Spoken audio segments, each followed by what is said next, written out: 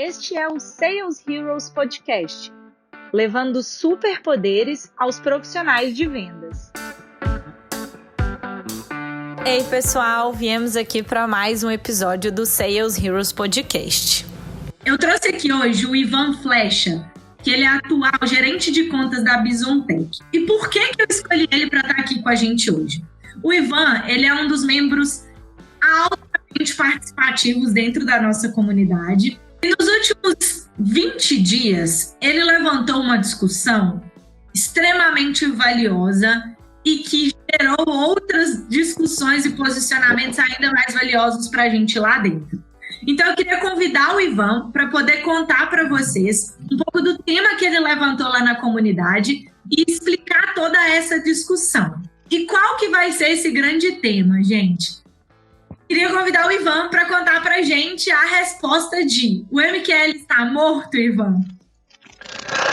Bom, obrigado por me convidar, Lara. É um prazer estar aqui, especialmente falando sobre a comunidade, porque realmente ela está trazendo um retorno enorme para a gente, para a minha empresa, várias questões que eu tinha sobre comercial, sobre como otimizar, ou resolver um problema que eu estava tendo de crescer a empresa mesmo, eu consegui responder por lá. Então, vamos ver se eu consigo ser, vamos dizer assim, claro, porque é um tema complexo, né? E aí, mas eu tenho certeza que o pessoal vai conseguir extrair algum modelo mental, vamos dizer assim, uma heurística para aplicar no próprio mercado. Perfeito. E para a gente começar, Ivan, eu queria que você contasse para a gente o porquê que você puxou essa discussão. O que passou na sua cabeça quando você levou esse tema lá para a gente? Tá. Então, o que começa no meu mercado é que existem várias empresas que são canais de grandes fornecedores, tá certo? Então, tem uma empresa grande de tecnologia e ela fabrica computador, servidor, aquilo que as empresas precisam para operar com eficiência no dia a dia, e a gente tem que, internamente, estar a par de tudo, saber qual problema que cada solução resolve e qual solução que funciona entre si. Então, é uma venda bem complexa, assim, mesmo quando é um item só, sempre tem que analisar o mercado do cliente e o que ele tem rodando dentro da empresa dele para você conseguir fazer, vamos dizer assim, uma venda que seja realmente consultiva, mesmo quando você fatura direto para o cliente, que é um termo do nosso mercado, que a relação final é entre o fabricante e o cliente e você é só um consultor no meio do caminho, porque se você errar na sua consultoria, o CS do fabricante não vai conseguir ajudar o cliente, entendeu? Então, assim, acaba que é uma venda complexa e um desafio muito grande que eu tinha é pegar todo o conhecimento dos founders da minha empresa, que estão no mercado há muito tempo, e transformar isso num mapa para a gente crescer, tá certo? Então, quando eles me chamaram para a empresa, eles falaram assim, vamos pegar uma pessoa nova que tem mais um conhecimento desse mundo de marketing digital, a gente sabe que o mercado está encaminhando para isso, nós vamos ter que ter uma estratégia digital, nós vamos ter que estar com uma presença mais clara, futuramente nós vamos precisar de um inbound. E aí eles me chamaram para pegar esse conhecimento que está na cabeça deles e realmente montar uma equipe mais nos moldes mais modernos, assim, de venda científica, né? Venda com ciência com arte, né? Que é basicamente o que está no blog da Outbound de vocês. E aí o que acontece? Eu tenho um desafio muito grande porque o meu mercado ele é tradicionalmente de relacionamento. A não ser que sejam empresas muito grandes ou que seja uma venda enterprise, tem várias etapas, vários requisitos, e a gente aplica aquele framework Magic, né? Que o Vinícius até trata ele muito bem. É ele com o Bunch, no conteúdo até bem antigo que ele faz, mas que é importante quando a gente está fazendo esse tipo de venda complexa. Quando a venda é mais simples, ou quando a equipe do cliente tem uma equipe interna de informática, de TI, esse framework não serve como guia, tá certo? O que você tem que saber para você conseguir crescer nesse mercado é basicamente quem que compra cada solução ou qual que é o problema que a solução resolve. Aí, se eu for conversar com o meu founder hoje, ele vai falar, Ricardo, para quem eu vendo esse produto? Como ele não vem dessa era da venda, ele vem de uma era muito mais onde você tinha um projeto grande e você resolvia todos os problemas um de cada vez e você não fica preocupado em enquadrar a matriz de qualificação de cada produto, cada solução. Ele vai falar, então, Ivan, Dos 500 clientes que eu tenho na minha carteira hoje, na minha carteira pessoal, sem contar da empresa, né? Não de todo mundo, só na minha, eu já vendi isso para fulano, ele sabe todo mundo de cor, ele sabe quem são as pessoas, mas ele não tem uma matriz na cabeça dele. E aí é muito difícil para mim escalar para pessoas novas com perfil de venda, vamos dizer assim, focado para segmentar entre Hunter e Closer, passar esse conhecimento. Por quê? Quase todo mundo que está nesse nível de expertise que os meus founders estão, eles foram técnicos na TI durante 20 anos e nos últimos 10 anos eles passaram para a área comercial. Então as coisas são muito óbvias por si só na cabeça deles. Por exemplo, para que serve backup? Você precisa de ter backup. Eles não têm um framework segmentado, tipo, de gerar implicação da falta do backup em gestor de negócio de uma empresa que não necessariamente tem esse conhecimento, sabe, técnico interno. Então, eu sempre tive muita dificuldade de traçar, assim, qual que é o nicho que eu vou focar para eu crescer. E a gente tem um portfólio enorme, aí por onde que eu começo o treinamento do pessoal, se eu for começar a falar de servidor, storage, notebook na cabeça do pessoal, tipo, vai virar uma confusão, o pessoal não vai dar conta de tudo. Então, eu tenho que conseguir fatiar isso, e eu não posso deixar ficar o pessoal treinando um ano, que foi o erro que eu cometi. Eu fiquei, uns 6 meses quando eu entrei na empresa, só fazendo prova, estudando, e na verdade eu devia ter começado a vender mais cedo, tá certo? Eu não posso fazer isso com o pessoal, porque senão eles vão ficar desmotivados, porque eles não estão fazendo venda, né? E a gente sabe que vendedor, a maior parte da remuneração tem que ser por comissão, senão ele fica desmotivado, né? O fixo tem que ser a menor parte. Não quer dizer que o fixo tem que ser baixo, eu acho que ele tem que ser proporcional à complexidade da venda que ele está fazendo, mas ele tem que ser a menor parte sempre. Então eu não queria repetir esse erro com o pessoal, que eu fiz para mim quando eu entrei para esse mercado.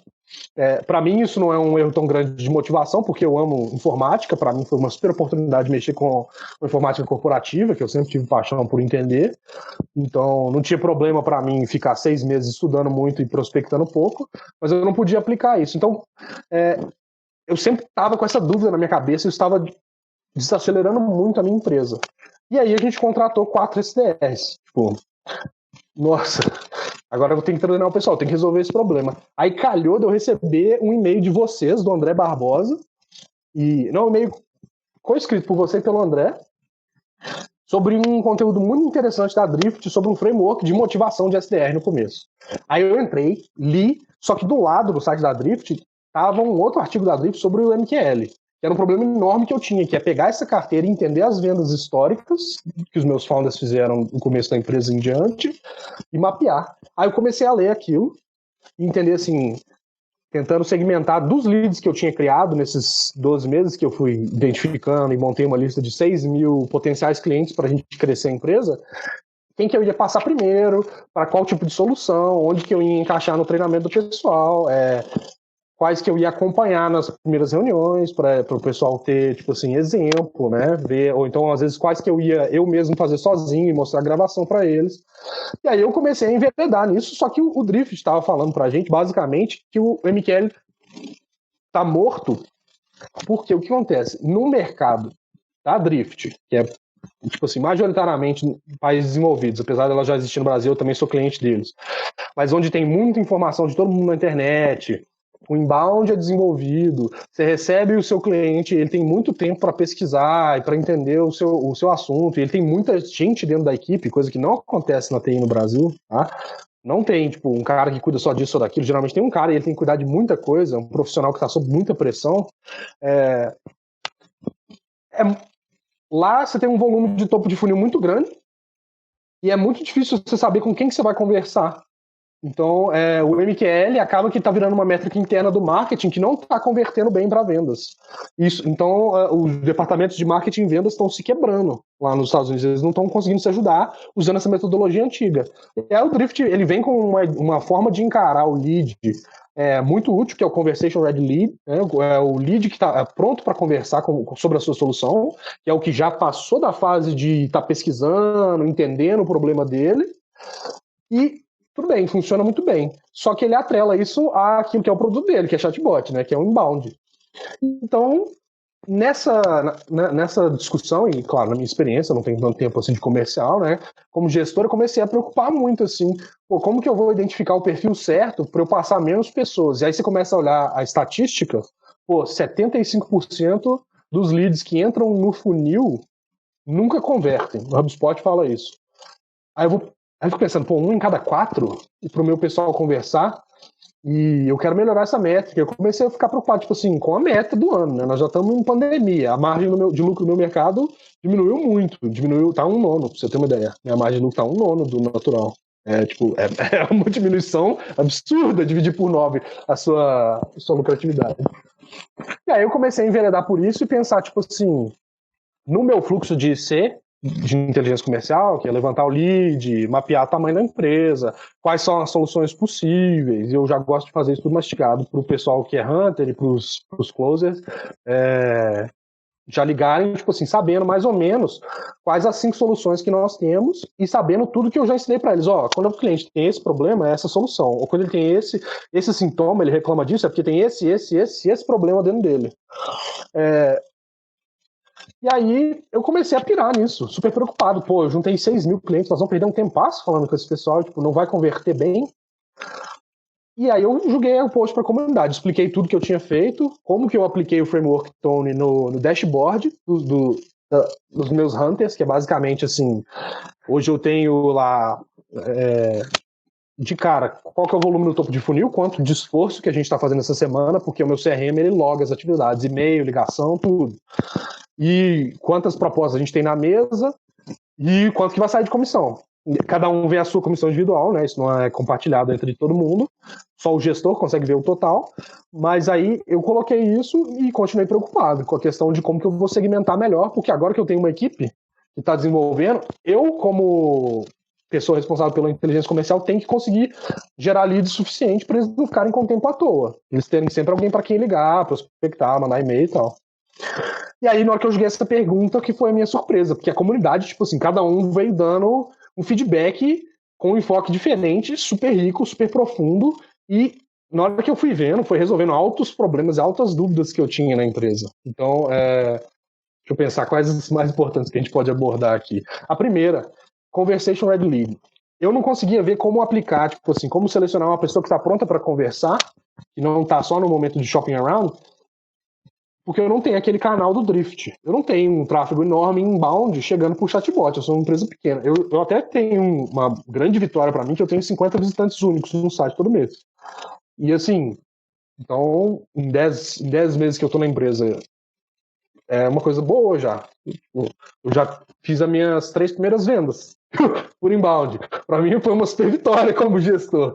E aí só que eu não tenho esse canal de conversão, tá certo?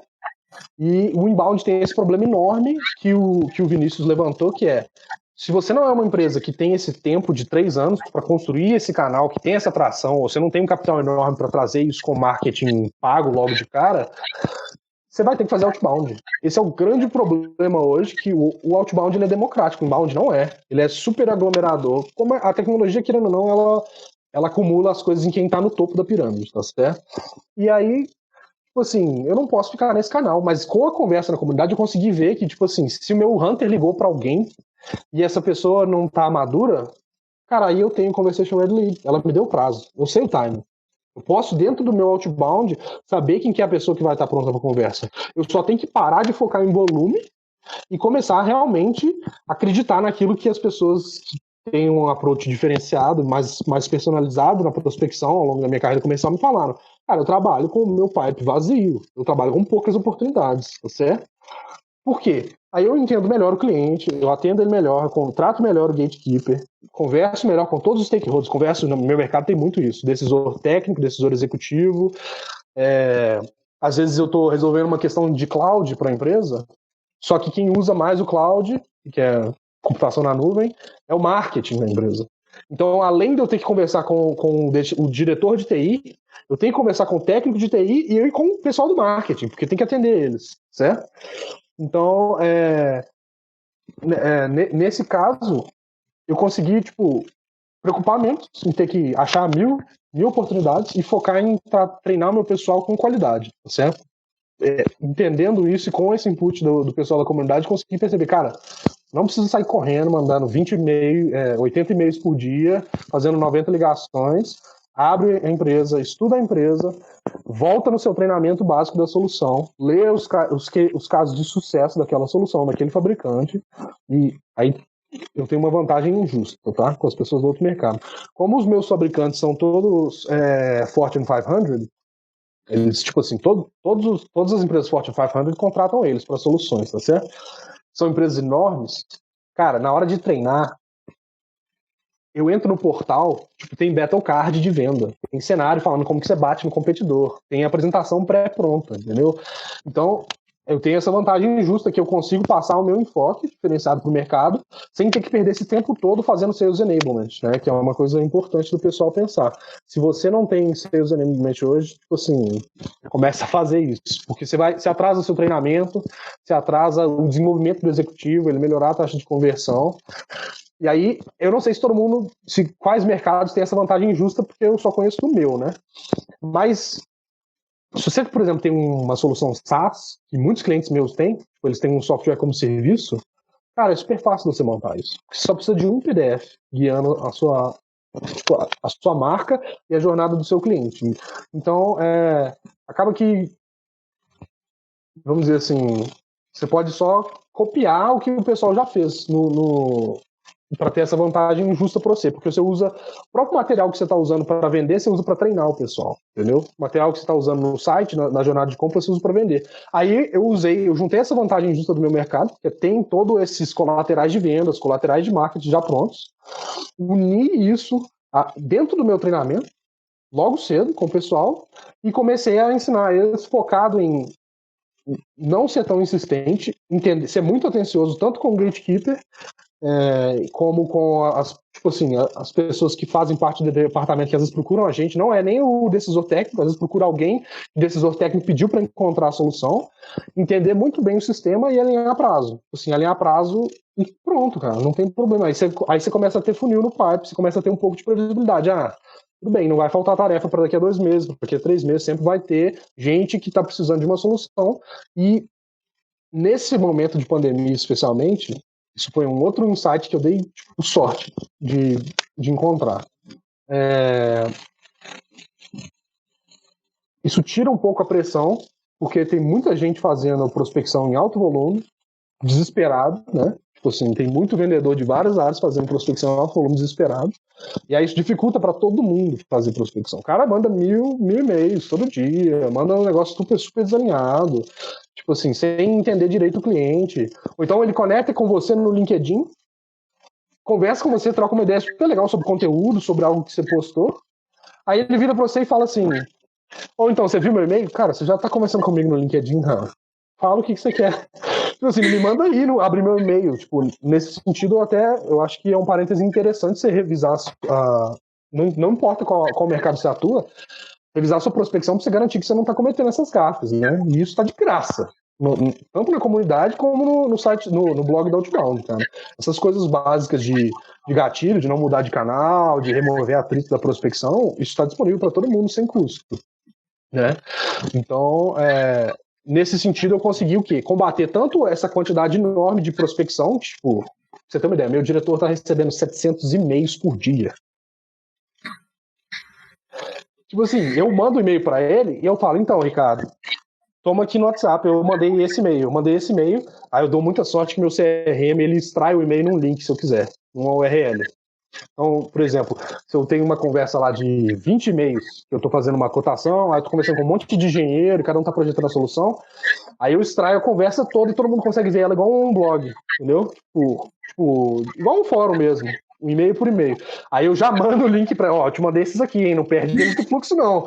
Porque tá todo mundo, tipo, mandando um monte de e-mail e, tipo, cara, às vezes liga pra pessoa, conversa com ela 5 minutos e ela já vai te falar se a sua solução encaixa pra ela, se é o momento, se não é. Tipo, às vezes a pessoa vem me vender um negócio e eu falo: eu tô a 20% da minha meta comercial. Então, me fala qual que é o valor da sua solução, porque pelo que você tá me falando, ela já tá no meu roadmap de adquirir assim que meu time chegar nessa maturidade. Mas com a pandemia, eu não vou conseguir, tipo assim, dependendo do valor que você tá me falando, porque eu tô muito longe da meta. E nessa hora, tipo, traz muito valor ser seu objetivo com o cliente na hora, que é basicamente o que a gente está fazendo. A gente tem um monte de projeto congelado que a gente sabe que não vai fechar, então a gente está só desenvolvendo relacionamento. O que é de urgência, os clientes têm que fechar. Aí eu dou apoio, fecha super rápido, tranquilo. E fecha com a margem reduzida, com muito desconto, né? Porque o cliente também está apertado na pandemia. Mas você deixa tudo encaminhado, cara, para quando as coisas começarem a normalizarem, você crescer rápido, né? Eu sei que a gente está chegando ao fim, Ivan, e para a gente finalizar, você levantou aqui muitos pontos extremamente importantes, e um deles que eu queria que você abordasse um pouquinho mais é a própria questão do alinhamento, sabe? Tanto um alinhamento, um SLA, claro, entre o time de vendas com outras áreas, sabe? Como que você faz isso hoje? Tá. Olha, no começo, eu pegava o que eu tinha de ICP para solução, ou é direto do fabricante, do treinamento do fabricante. No meu mercado, você não pode vender nada sem fazer muita prova, tá? Tem que ser certificado. Então, eles já passam um approach comercial de quem que tem essa abordagem. Se o seu mercado não é assim, vai no fundador da sua empresa ou em quem está nela há mais tempo, que as pessoas vão te passar quem que é o ICP, mas eu recomendo para todo mundo hoje que está querendo entregar algo diferenciado, desenvolver algo a mais.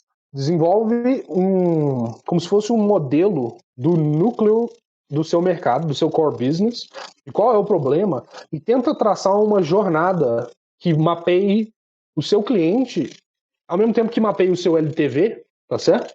E eu vou entrar mais em detalhes sobre isso, porque isso vai te ajudar muito a você saber se a pessoa é MQL ou não.